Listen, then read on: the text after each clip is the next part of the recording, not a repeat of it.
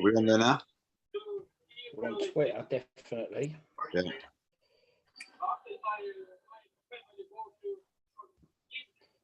And that's it. You might have put YouTube on, but I'm not on that one. Yeah, I'll have a look, mate. And on 2-6. Then we'll get going.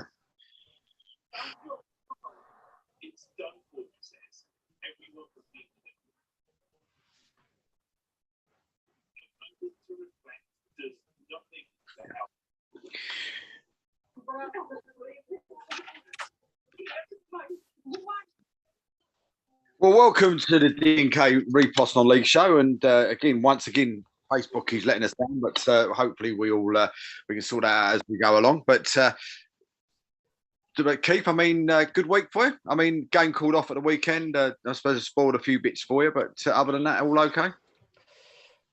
Yeah, could have done with the game being on, Dave. As I said to you just a little while ago off air. But at 10:30, we spoke about pitches being postponed last week. It was the match referee come in and deemed it unplayable for them because obviously Chichester had to travel 2.5 hours to get to us. So, but I was there, and by 3 o'clock, I think it was playable. But it is what it is, isn't it? So, not much you can do. They didn't have to travel.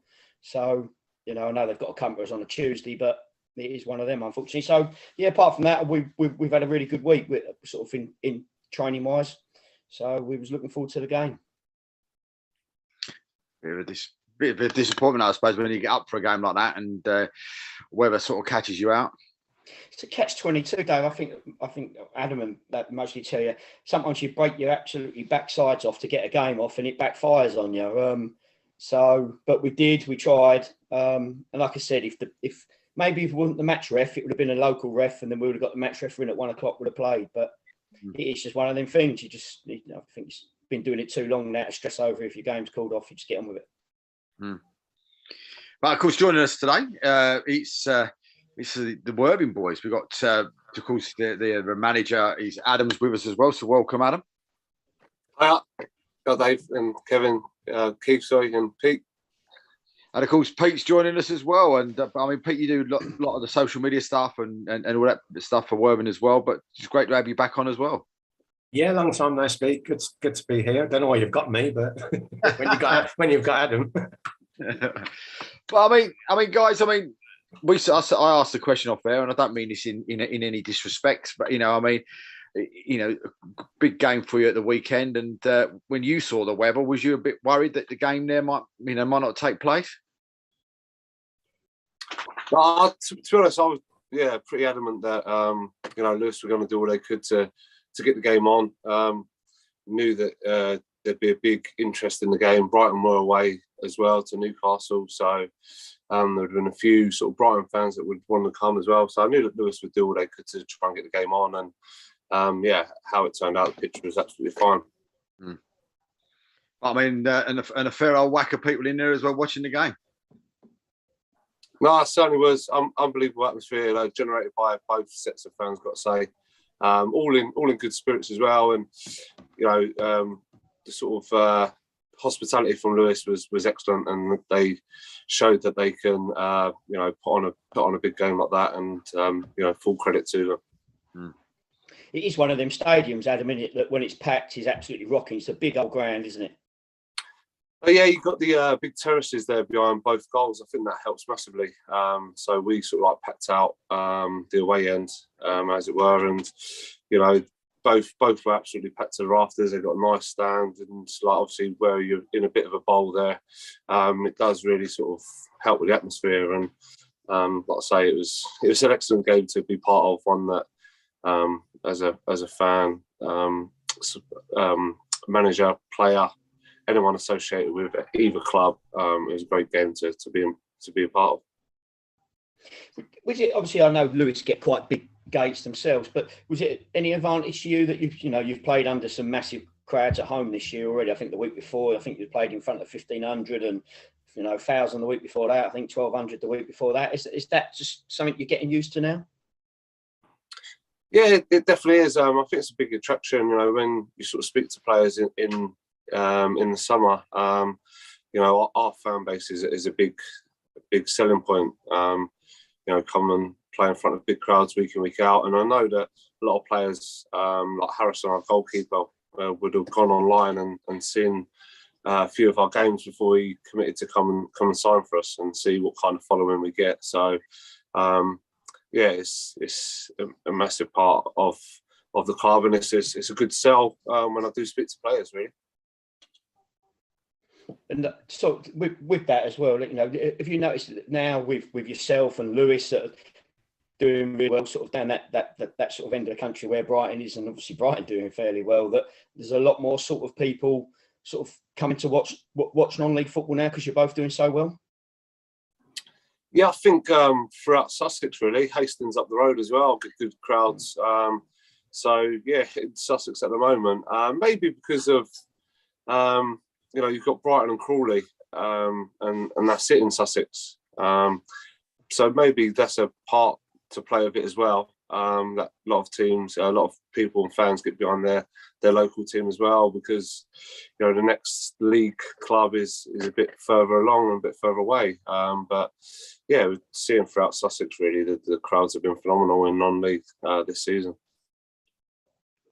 And you've got some big games coming up as well, though, Adam. I mean, not being funny. I mean, there's some real sort of like humdingers for you coming up as well. And I know, you know, we laughed and joked and said, you know, beforehand about where it would position you in and point you in front. But there's some real big games. You seem to have like the fixture list from hell going into between now and the end of the season. Is everybody that you probably would have preferred not to play? You've got, haven't you, in the next few weeks? Yeah. Sure, Pete can vouch for this, but you know, I'm probably going to give you the most boring answers to this. That is, you know, don't look any further ahead than Tuesday night, and that is our next massive game. I don't get too carried away with looking at what could be in the next fixtures and that. Just full focus on East Thurrock Tuesday. I know that's going to be a real tough game, tough place to go. And then after that, we got Margate at home. But honestly, beyond that, don't get too carried away and don't really look too far ahead into what fixtures we got. But every game in this league is a tough one. I spoke to Peter, the Cole Shorten manager, the other day, and he was exactly the same. You know, he was really nervous about going to East Thurrock. I think they drew 0-0 that day. So you get nervous before every game in this league, because anyone can turn up and give you a good game, and everyone's, you know, really striving to get those 3 points. Funny enough, that was exactly the same answer Andy Lease gave me from Enfield Town last night. There you go. That's true. 100% true. You know, it's a tough league, and you know, you can't get too carried away because, like I say, there's big games and none bigger than Tuesday night. Just looking at your results, and you know, when you're sitting at the top of the league, it's, you know, it's obvious the team that scores the most goals and concedes the less are up there. But just looked at, apart from obviously with Lewis scoring, if you take the Haywards Heath Velocity Cup game out, you've kept 6 clean sheets in your last 6 games, apart from the Lewis. Is that saying that you've always looked to build from at the back first? I like to hear Pete's answer on this, but no, very much complete opposite, really. We tried to go out and be attacking and control the ball. And yeah, defensively, all the work that we do is all in possession, really, and focus on us in possession and dominating the ball and being better ourselves in possession. But yeah, we have had a slight tweak. We played 3 at the back for long parts of the start of the season and gone to a 4. And since we've gone to a 4, I think it's gave us a bit more control in games and left us a bit less acceptable to the counter-attack a little bit. And I think, you know, with that, I think since we've gone to a 4, our defensive record's really improved as well. I think on Saturday as well, it was quite unlucky to concede because it came off Aaron Racine's chest, didn't it, from a cross by Ollie Tanner. So it was a bit unfortunate that we did actually concede. I mean, I spoke to Andy Leese last night, and he was talking about his game with you, and I know they went up to you with sort of like, you know, hope and stuff that they might get something coming up to you, and they've done it. He said he'd done his due diligence on you and all the rest of it. He said, but then you changed your formation or changed the way you played a little bit against them, and he said it took them a bit of time to work out what you was actually doing. He said because no one seemed to be able to work out what you were doing. There always seemed to be like almost an extra player on the pitch.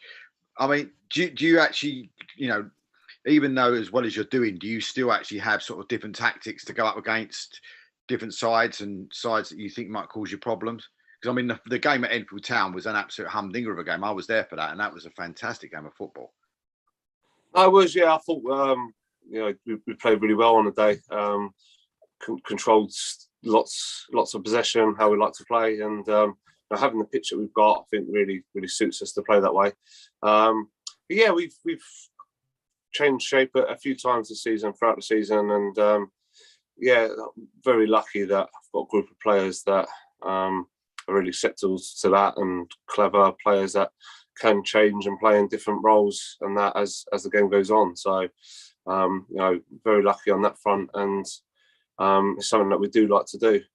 But yeah, we've probably played that shape for since we got beat at Carl Shorten. We didn't really have control of the ball, so I looked to change it since then. So that's been like since the turn of the year, really. So we've had a few games playing how we've been playing. So maybe Andy was referring back to our game at the start of the season.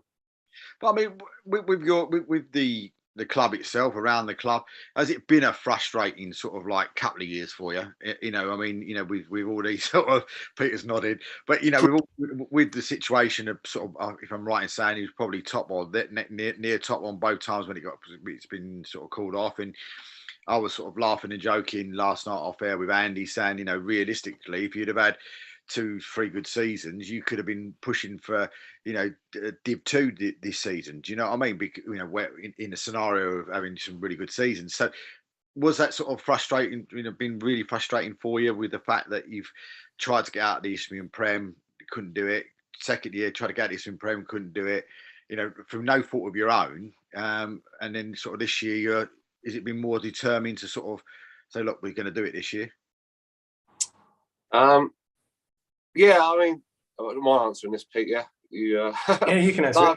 just from my point of view, I just obviously was initially quite soul destroying, but I'm a true believer in you know, concentrating on what you can control. We can't control the decisions the league made. They decided that points per game weren't going to be an option and stuff like that. So it is what it is. Everyone around us seemed to be getting promoted, and there's putting them both seasons together, which seemed a bit of an idea at the time. But you know, ultimately we can't control their decisions that they make. So you know, that was the key message to the players. It is what it is, and we've just got to go again. And full credit to them. Like since you know, we come back, we did get together during the lockdown period as soon as we could get together. You know, they was quite keen that they wanted to come in and get training straight away, and a lot of teams didn't do that. But the group of players that we've got were very keen to get back and get training, and you know,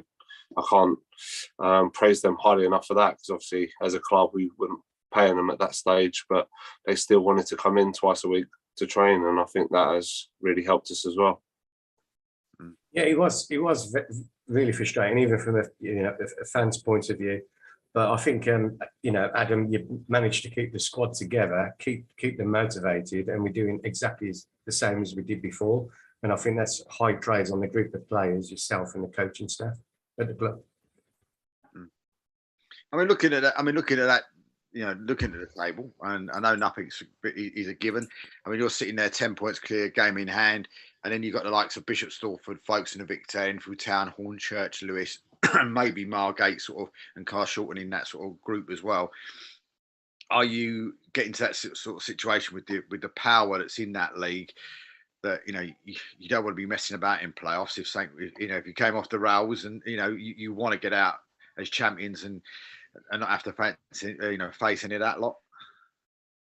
Yeah, I mean, at this stage of the season, you know, you'd be looking at our position, you'd be foolish to say that you'd want to go up through the playoffs. But like I say, there is 10 games to go, 30 points still up for grabs to play for, and I'm sure the teams behind us will still be looking at it going, they still want to finish as champions as well. They want to give up on it, and that is the league we're in, real tough league, and I think it's been proven over the years. Even the teams that have had big budgets have not romped away with it in recent years. So, like I say, we're just fully focused on East Thurrock and not getting too carried away.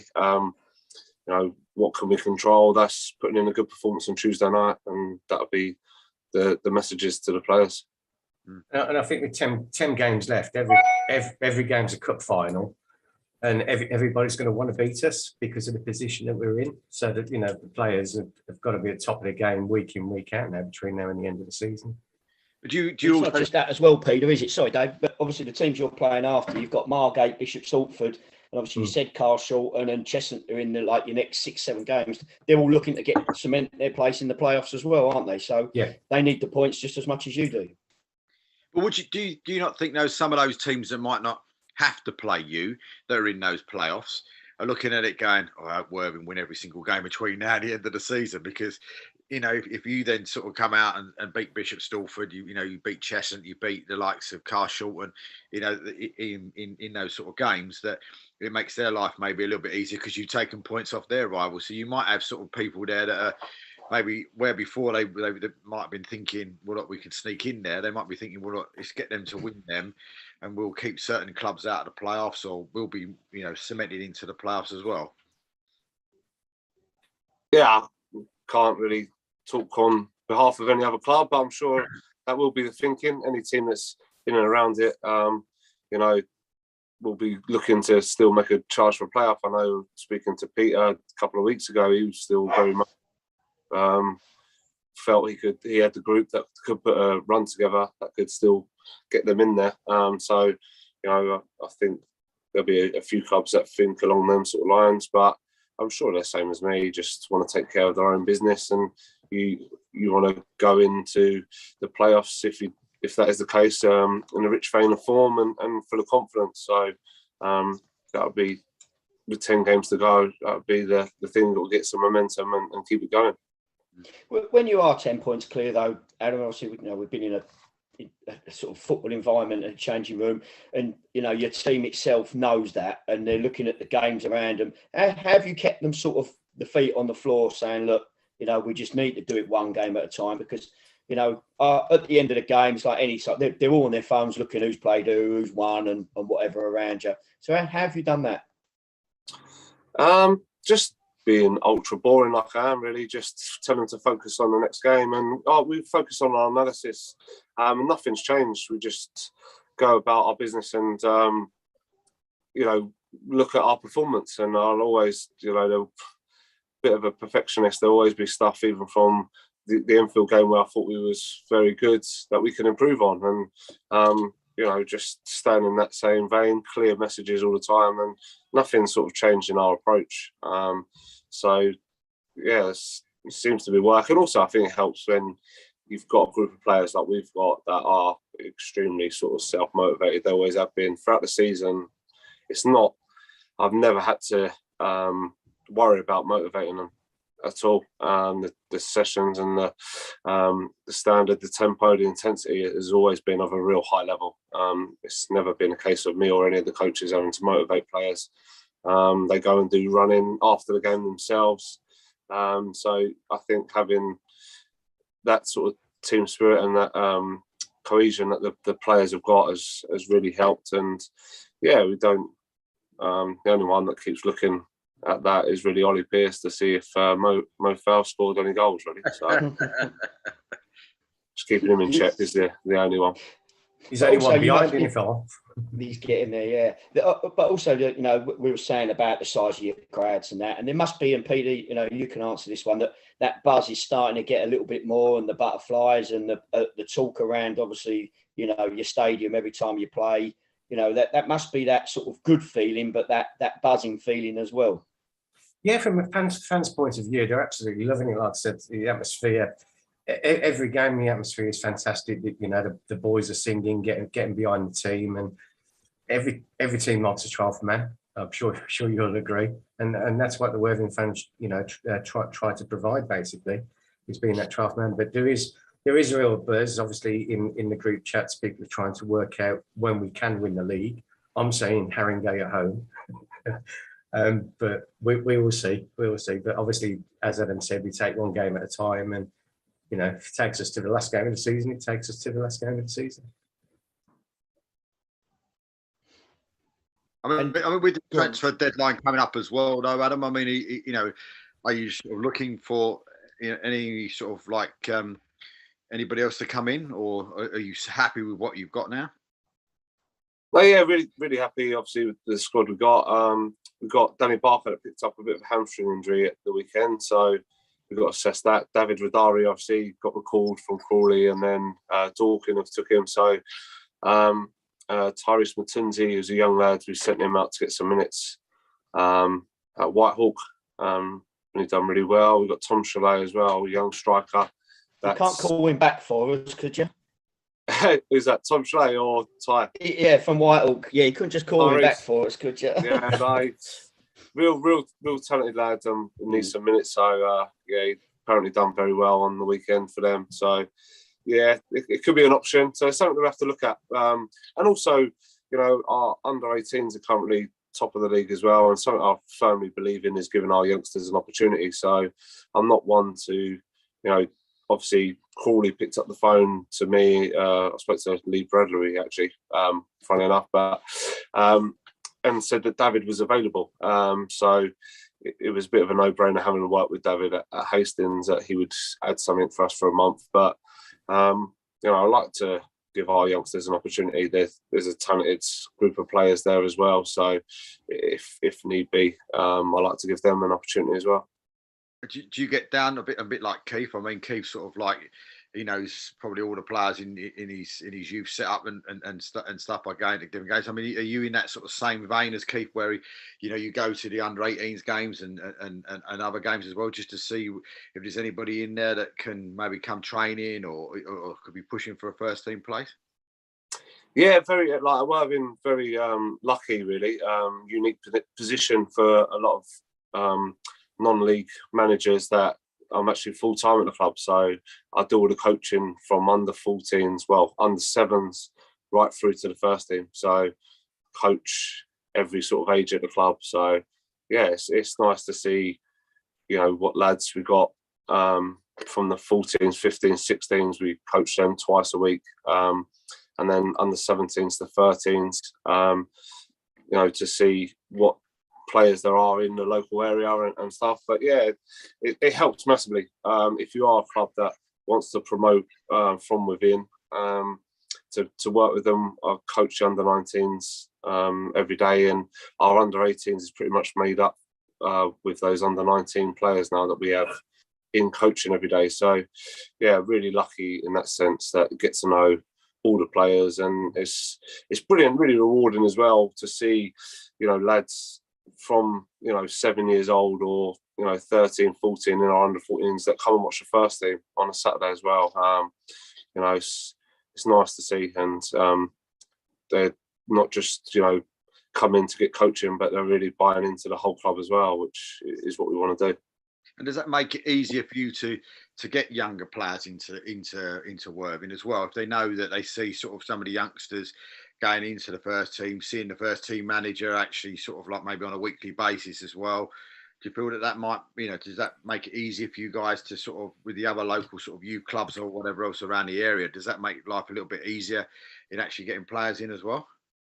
Yeah, I think so. I think you know, Ben Pope was 16 when I first played him, so I've always sort of like felt that, you know, if you're good enough, then, you know, you're old enough. Age isn't a sort of an issue for you. So something I truly believe in, and giving young players, if they're ready, an opportunity. And I've done that over recent years, and even this season, a number of our 18s would have, you know, played in our first team. So yeah, I think actually doing it and giving them an opportunity, and knowing that, you know, if you're doing it in training, if you're doing it in games for our youth team, then there is a genuine pathway for you to get selected.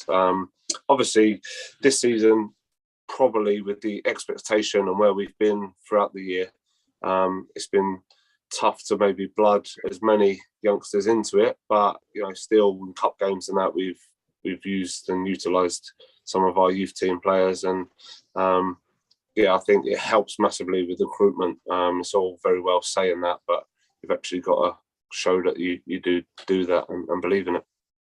Do you think, because we're looking at Whitstable, Adam, that obviously when Worthing went to the 3G and sort of made it more of a sort of a community hub, because now you're getting sort of everyone using it for training, you said about the academy, do you think that's attracted the decent young teams to your club? Yeah, definitely. I'd say a younger sort of audience come, not so much now when we've got the pitch relayed and that, but after our games, it would be absolutely mobbed with youngsters having a kick about and playing on the pitch. So I think it's helped and really has brought the sort of community together a little bit, with younger families coming and stuff like that. And yeah, I think it has helped massively.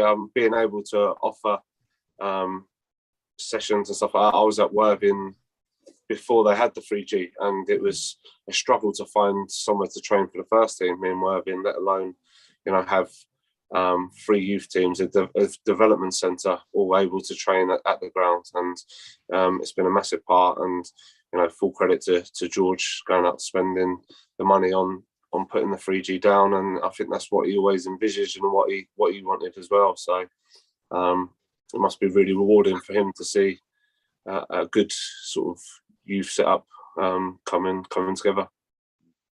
But does the club and do you sort of have a plan A and a plan B for next year? I mean, is that something that you've already sort of got in your mind? Right, okay, if we're staying where we are, or if we get promoted into the national sort of south. I mean, have you got sort of plans on already sort of in the back of your mind or on paper or whatever else of what you need, or maybe additional players if it's plan A, or what you do if it's plan B? I mean, and again, has the club got that sort of scenario? Because you as you said, it's been difficult this year to try and get youngsters into the team, other than maybe on the cup games and stuff. Is that going to be even, on the second question, is that going to be even harder for you next year if you do go plan A route? No, yeah, I think I'd be lying to you if I said there wasn't a plan for sort of both scenarios. We've got to start looking at it that way, because as a club, that's where we want to get to. We want to be a recognised National League club, and we've got to start planning accordingly.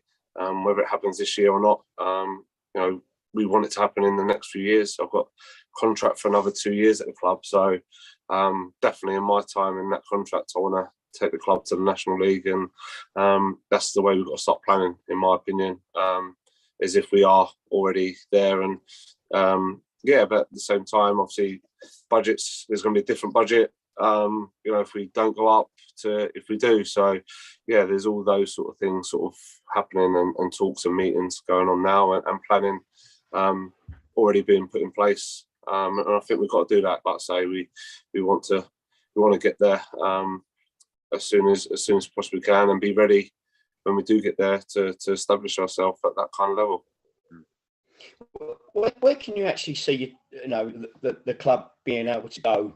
Sort of, is there a peak where you'll say, look, that's maybe as highest division it's going to get to, or do where can you actually see it going? Like with the fan base and everything that we've got, and the size of the town, and I think the first major step is to obviously get into the National League South, and then I think the plan of the club and the ambition of the club is to not just stay there and be happy to cement a place. They want to really start pushing and start being a team that competes at that sort of level. So yeah, I think that's where obviously the first step is to really focus on the next 10 games and make sure we give ourselves every chance that we can get to become a National League South club. And that's the real short-term sort of goal. But longer term, it really is a sort of, I think the ambition of the players, the manager, the coaching staff, and the supporters, and the actual board now are all on the same page. And I wouldn't say that they we could be 10 years time in the championship, but the size of the town and everything like that, everything's possible. But we won't look that far ahead. It's just real focus on the short time target of getting into the National South. We had an open meeting the other week, didn't we, Adam? And one of the people there said that we could actually, they want to compete with Crawley, that we could be as big as Crawley, and that's a good ambition and standard to sort of set where we are at the moment. I mean, sort of question to both of you, I suppose, from both sides of your sort of view of it. I mean, when you look at that National South and you see the likes of, Dulwich Hamlet, you see the likes of Maidstone, you see the likes of Dorking Wanderers and where they are in that league, does that actually give you sort of hope that you can, if it was plan A next year, you go in there, that you won't just be making up the numbers? Go on, Pete. Right. Obviously, Adam knows. I'm not going to tell him his job. It's going to be about picking the right players for the step up. I think we've probably got a core of that squad who could easily make the step up. But at the end of the day, it's Adam's decision, and I'd like to think we'd be competing. I say we love the way Adam plays the football down at Woodside Road, and there's no complaints ever from the terraces about the type of football. It's the way you want to see football played. So I don't see there's any reason why we can't sort of do what Dorking have done over the last few seasons. No, I went when we got called off for Bishop Stortford. I popped in to watch a Dartford game and see them play Bath, and it is obviously a big step up. Some massive clubs in there, and it's going to be a real tough ask, and some real quality players on show just in that game. So we know that it's going to be a massive ask, a massive step up, and it just be nice to get there first, and then have to worry about that. But when we do eventually get there, like I say, over the next few years, we do want to be able to compete, I believe that that's the way the club sort of sees it as well. Just looking obviously at the league, and you mentioned it a little while ago, Adam. Have you been surprised of how strong the league has been? And do you know what? Can you put your finger on why it has been so strong this year? No, I think maybe there isn't. I know everyone seems to think that with the fan base and that we get, that our budget is blowing everyone out the water. But I'm pretty sure that there's no team this year really that in previous years there's been teams that have had that extra bit of finance to maybe give them that edge, and I just think this year it's probably been a bit more of a level playing field on that front. Whether teams have sort of been hit hard with COVID and whatnot, and everyone sort of had to be extra cautious with their finances and stuff like that. Whether that's had a bit of an impact or not, I don't know. But I think that's a bit to play. But it always has been the last few years that we've been competing in it. It's been a real tough and hard league, and you see like changes to management all the time. Potter's Bar going get Sammy comes in and he knows some players, and then all of a sudden they start picking up, and that's what can happen in our league. Who would you say though in the league so far, this year? I mean, who has been your sort of like biggest challenge? When you've gone up against them, which ones, which were those sort of clubs in there have been the one that either surprised you, or when you've gone up against them, they've given you a tougher game than you expected, in the league so far? Yeah, obviously all the obvious ones, your Enfields, Lewis's, and Cheshunt, all the teams that are up there, they're the obvious ones. But I think the couple of games that we've had, FA Cup and in the league, when we played away at Corinthian Casuals, been a real tough game. Really sort of struggle to whether it's the pitch or whatever there, but really struggle to sort of dominate the ball and have lots of the ball and create lots of chances against them. It's been a real tough place and a tough couple of games that we've had against them this year. Cole Shorten away, it was a real tough game. They come and pressed us really hard as well. So Margate as well, we didn't really turn up for that one. The 2 games down in Kent have been tough. Folkestone first game of the season, I think, was probably one of our worst performances of the season. And at Margate as well, we struggled to play our way. So it was a real tough test. And so, you know, there's been some real tough games. Like I say, it's not always how we like to play. We like to obviously get the ball down and play football. And you know, sometimes with the pitches and that, it's a real tough ask. Marston was a real windy, bobbly pitch, and it's a tough place to go. And we had to go and play a bit longer and put a bit more players out that have got a bit more physicality about them to get the win on that day. So yeah, there's been some tough games throughout the season. So yeah. I mean, you're looking for revenge against the old master on non-league day down at Cheshunt? Yeah, I thought we played really well that day, actually. We gifted them a goal and just didn't take our chances on the day, but played some really good stuff at home. But yeah, obviously, we don't want any team to do the double over us this season. It's a bit of a target, bit of a goal, and we've still got a few on that list that we need to do well against to put that right. Of course, Margate, another one of those clubs as well. Yeah, that's it. We've got Margate, we've got Cole Shorten as well. So still a few there on the list that we need to get through. Yeah, but like I say, it's real tough. Each week you get nervous before every game, and be nervous before tomorrow night's game, going to East Thurrock, and as much as I will on Saturday against Margate, and that's just the way the league is. Well, I must admit, the game that, you know, at Enfield, I went down to see that game down there, and it probably was one of the best games of football I think I've seen all season. It was like 2 heavyweight boxers, it just throwing haymakers at each other. It was just an incredible game of football. It was really impressive between 2 really good sides on the day. Yeah, I think both teams are full of good players. You know, they've got a real powerful strike force, and it's proved in the amount of goals that they've scored. And with that, they've got a lot of know-how throughout their side as well. So, yeah, it's a real tough game. But I've got to say, I thought our players performed excellently on the day. Really did play some good stuff, and exactly how I wanted my team to play, really, and really proud that the players went out and delivered in such a big game. Peter, I mean, tell us a little bit about your role at the club. What you do? Mainly commentating in the fans podcast.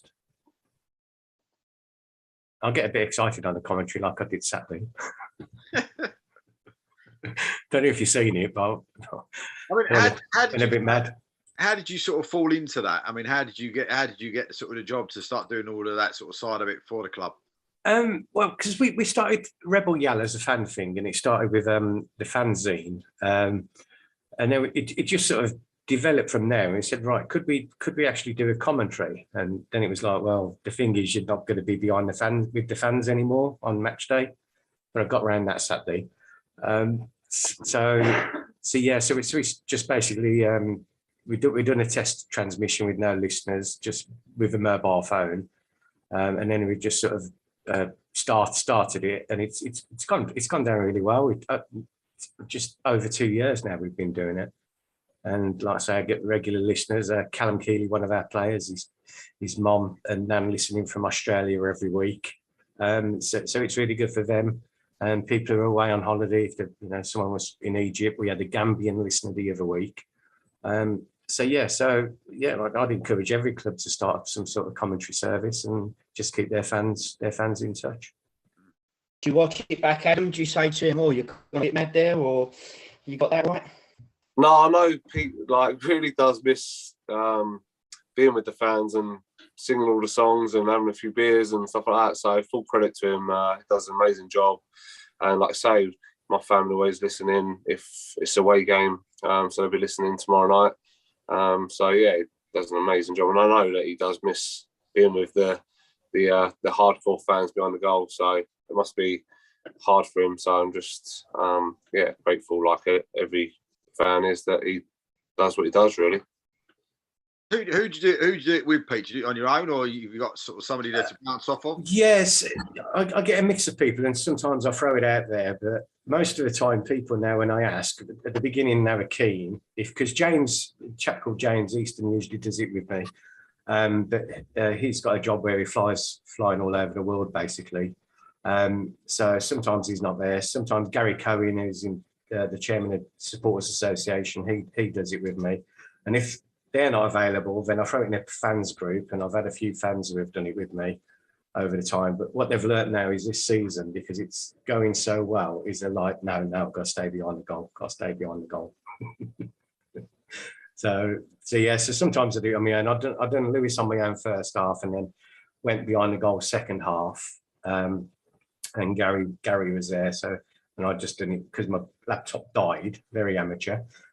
So I ended up doing it off my phone. So yeah, it was convenient to go behind the goal, and the atmosphere behind that goal at Lewis was fantastic on Saturday. Yeah, got any favourite ones though that you can tell us about? Any funny instances happened, or any funny ones that you've done that favourite ones that you've done, commentaries wise? Right, I'm going to mention this chap. He actually passed away today. A number one Worthing fan, chap called Kev Golds. He's been going for absolutely years. But one of my favourite commentaries was with him when he came on as a guest, and we was playing at East Thurrock away, and instead of saying "F me" because he wasn't allowed to swear on air, he said "Thurrock me," and that's probably one of the favourite lines I've ever had on the commentary. I mean, is it something that you want? Put it this way: is it something you want to carry on doing as you enjoy it so much, or is it something that you'd rather get somebody else to do that commentary and you can go behind the back of the goal again? I enjoy doing it, and I'll do it as long as the club will have me. I'll do it, my own sort of way. We're not offensive to anybody, I don't think. We're very biased, very, very biased, but I'm not going to apologise for that. But yeah, no, I couldn't see me giving it up, to be honest. So, what's your favourite and least favourite ground you go to do it? King George's Field. Is that your favourite or your least favourite? Least favourite.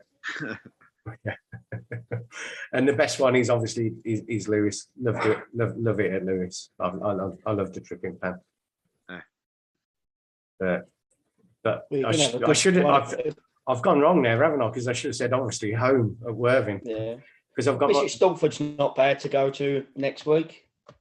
Yeah, I've done one from Bishop Stortford before, I think. Yeah, they've got a nice high stand. I do like the high stand because you get a better overview of what's going on. And I think that's why Adam watches the first half in the stand at Woodside, because he can get an overview of what's going on. I'm sure you agree with that. Well, I mean, you won't be getting a high stand when you go to Cheshunt. No. You stand right away from the pitch. Yeah. Hornchurch was difficult as well, and so was Enfield. That was quite. And the sound system at Enfield is so loud.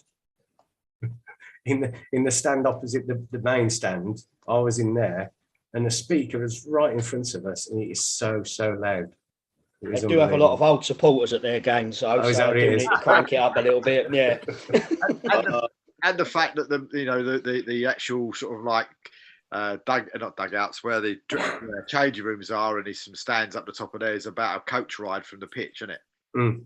So they've got to shout a bit louder to actually get so people can hear them. But I think one of my favourite grounds that I've been to has got to be the one that's they're coming to you at the end. But again, he's Brightlingsea. Really? Yeah. Easily pleased, Dave. He is. I don't sound silly, but it's just one of those grounds when you go in and Especially for, I feel that way. I go into that ground when we go up there or whatever else, and it just feels like a really sort of like homely ground to go into. I don't know if that's because they're so, the people in there are, really lovely and all the rest of it. But I've always enjoyed going there and going to that ground. You don't listen, Dave. They're lovely people at Brighton. You see, I say that, but you need to get out more. Yeah, it's a little bit like shopping in your local corner shop than going to Blue Water or Thurrock. No disrespect, like I said, Brighton. You see, they are lovely people. I ain't going on that, but good. You having a laugh. You don't want to go to Brighton. You don't want to go to Thurrock anyway, because if you go to Thurrock, it's grass is up over your knees, isn't it? Oh, I ain't been to Thurrock for about a year or so, but yeah, that's. I think it's improved a bit.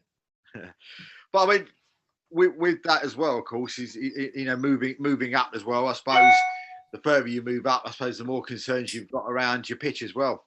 I mean, I know it's another couple of promotions, but if you're getting that sort of success, you there's that opportunity then as well where you might have to turn it back to grass again. Oh yeah, obviously that's a bit time away yet, so you could have been worried about that this year if if it weren't for COVID. Oh, no, yeah, it's in the pipeline. But I think the club as a whole, like, we might be sort of getting to a stage where we're sort of outgrowing where we are. Already when we get over 2,000 people there for certain games this season, it's felt very sort of full up. You're not getting many more in, and also health and safety and everything like that comes into question. With everyone sort of round on the sort of terraces, have we got enough facilities and that to cater for everybody? So, but yeah, again, sort of in the pipeline possibly for years to come. But you've got some. I'm just looking at your fixtures, and you've got some nasty travels, haven't you, in the next 3 games? You're coming all the way coming down to here, aren't you? Bishop Stortford, then Potters Bar, and then Chester. I don't think Thurrock's too bad for you, Adam, is it? I don't know. Getting over Dartford at that sort of time's not brilliant, is it? But yeah, we've loved a few London trips this year. To be fair, I think the league have looked after us there. So we went to Wingate on a Tuesday night as well. So we've had a few trips into London on Tuesdays. So yeah, we look forward to them in the next couple of weeks. It's one of those things, isn't it, where you've literally got them all. You've got them all back to back, bang, bang, bang. Sort of 3 of them, sort of all in the same sort of roughly within probably 2-mile circumference of each other. I would have thought. Yeah, we've got 19s as well. Play Wednesday. We've got Maidstone away as well. So got a nice journey. Skip back late Tuesday and then back on the minibus to go to Maidstone on the Wednesday. So it's all good.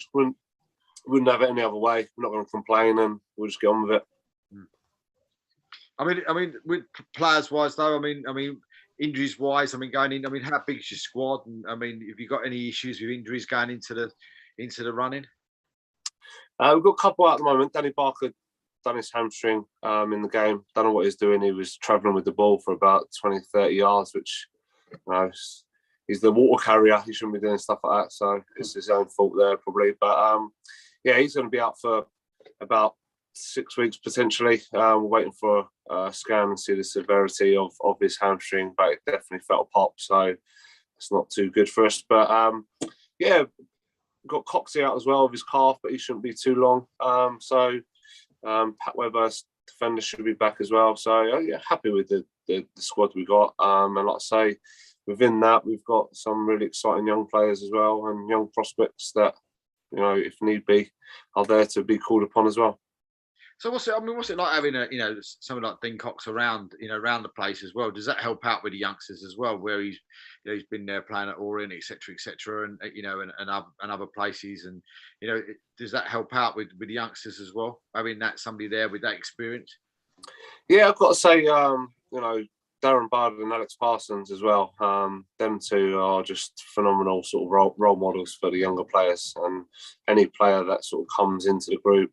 They pretty much run the dressing room for me, and they set the standards of how I want everything to be. And to have that, and obviously Coxey added this year, and Aaron Rasheen as well. it does really help. Like I say, setting the standards of the group, and the younger players, they know the standards in training, and if they're not up to it, then one of them guys will let them know in no short term, very quickly, of what the standard is for the club. We were talking about COVID earlier on as well. I mean, how badly did that affect the club? And as the club, I suppose the club's back to being 100% now. But I mean, how did it affect the sort of day-to-day running of the club, and with yourself, if you're saying you're working full time there for the club, how did it sort of affect yourself and everything at the club over the last couple of years? Yeah, it affected my knees in a bad way. I'd done the run for the club. There was a few of us that got together, and I think done 43k, so like a marathon, equivalent of a marathon, to raise money for the club. And that, I think that sort of galvanised the town and the community as well. Everyone got together, raised £43,000 to put towards the facilities at the ground. And I think from then everyone sort of come together and bought in maybe to the club a bit more, because the amount of money that was raised. So yeah, the generosity and the fan base at the club helped massively with that. And I think COVID's had a big impact on a lot of clubs in a big way, but yeah, we seem to come through it relatively well. And like I say, the lads were very keen as soon as we could, and as soon as it was safe to get back to training and get together, and I think that's helped us. I mean, does everybody feel that COVID on a plus point, as maybe some clubs have come out of it now a lot better than what they were when they went into it, i.e. financially, shall we say? I think so it's made maybe clubs sort of address the situation they are in. Maybe sometimes when you go from season to season, you don't have that opportunity to actually have a look at your finances and your bank balance and see where you can improve and what needs to be done. And I think maybe that has helped clubs do that, maybe. Peter, do you think the same? Yeah, absolutely. Because there was a lot of furlough and stuff like that. I think it helped the clubs in a way that players were still, and some of the staff in the club were still getting their wages, etc. So that probably took a lot of pressure off the clubs, especially when they got no income coming in. So they've been able to keep people, and it's very important to a club to be able to keep people. Keith, I mean, I know you wasn't at your club over that sort of period, but I mean, do you feel it's actually sort of helped clubs?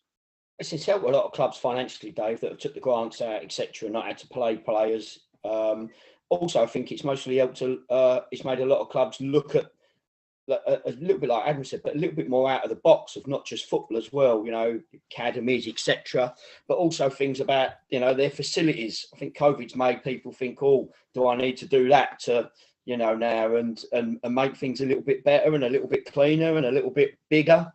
So I think it's actually made them step outside the box of not just looking at what happens just on the pitch. So I think that's improved a lot as well. I think if you go around a lot of grounds now, some sort of procedures are still in place because it's made it maybe a little bit safer and a little bit easier for them as well. So yeah, no, obviously, as difficult as it was for everyone to have that time missed, and I still say that everyone will still go back and take that time back because it was hell for everyone. It mostly has helped a little bit financially wise for the clubs, but I keep going, David, it makes me sick that the clubs should be getting extra finances anyway, and they shouldn't have to wait for a pandemic to get them. There's plenty of money around, and if them clubs can get it, Adam's saying they're going for a walk for £43,000. The FA should be walking down and giving it to them. So, that's I keep saying that, and I've had a big issue, and I'm quite passionate about it. But I think that things like that is just. I think it also might have opened some clubs' eyes to see what grants are around, because they have applied for them, and now they're like, oh, wonder what else is about. So I think it might have helped in that way too. That's where we don't mention women's football, because we could still be here tomorrow. Well, in all fairness, I mean, you know, the running that's going to be going in. I mean, not for yourselves and of course for those sort of clubs. I mean, how many clubs do you feel are still in the mix for either automatic or for playoffs? You know, in your opinion, you know, I asked Andy that question yesterday in the interview I did with him. But I mean, how many do you feel that there is still in the Premier League there that will still be, you feel, still with that sort of chance of getting either into the playoffs or maybe pipping you for the title? It's probably the stage now where you want your listeners all going to switch off, but very boring answer. And I'm just going to focus on us. I'm not going to get. I don't really look at it. I don't look who we need to worry about, who else is in the running and stuff like that. I just, you know, solely, very boringly focused on Worthing, have been all season and will be. So, yeah, just I'm sure there's a number of teams that, like I say, will still fancy their chances, and you know, we're definitely one of them. Sorry, very boring. Right, Keith, what do you reckon? How many do you think? Yeah, Adam needs to shut his ears. There's only one that's going to win it, and I think that there's most probably 8, 9 that can get in the playoffs. That many? Yeah, I think so, David. We've seen this before, and you know, I've seen teams at this time of the year thinks they're safe and lost every game and got relegated in the or you could call it Eastern Prem side, and I've seen it go the other way where a team's put, you know, 8 or 9 games on the spin and they're 24, 27 points added to their total and they're in the playoffs. And it is that league, and I have seen it done quite regularly. I've always say to you, there's always a team that do fall off the rails and end up slipping in the bottom few, and there's always one team that just comes really strong. So if it happens, then yeah, I do believe that. Yeah, and I'd say between 2nd and 7th for the playoffs, and obviously we stay where we are. Who do you think that? I mean, playoffs wise, though, out those teams that are in that sort of area, though, I mean, who would you say would be your favourites if they get in there and actually do it? Would you say Lewis would be the team that, you know, you'd want either not to make it in there if you was other teams, or if they did make it in there, they would possibly be the team that you wouldn't want to be facing? Yeah, I think Lewis, Enfield, Chestnut have all got a lot of firepower. Some real good strikers, Bishop Stortford as well. So yeah, and like Keith just mentioned there, like all of these teams will be feeling they can win the last 10 games and still win the league. There's no question about that, and I think that's what makes the league so good, and why it does keep everyone on their toes. And you can't predict it. You know, I think you're guaranteed in the Premier League at the moment that's going to be a title race between 2 clubs, but it's definitely not going to be the same in our level, in our league. So yeah, there's lots of good sides out there. I thought Lewis were good. It was a real good competitive game on the day. Yeah, it's just keeping that consistency. Who can keep that consistency and who can keep the momentum in the next few games is going to be key. Well, listen, guys, I really appreciate you coming on tonight. I really do. As the dog's dying over in the corner, but in a funny note. But in all fairness, we wish you, me and Keith wish you all the very best in your quest to get promoted, and we think that you're going to do it. So, but we'll wait and see how far it is. I mean, Peter reckons it's going to be crimping casuals when you get promoted. We'll see how far it takes you before you get up there. But a massive thank you for coming on tonight. We wish everybody at Worthing all the very, very best, as we said, for the rest of the season. Massive thank you for Keith as well for joining us again tonight, and we'll be back next week. But until then, good night.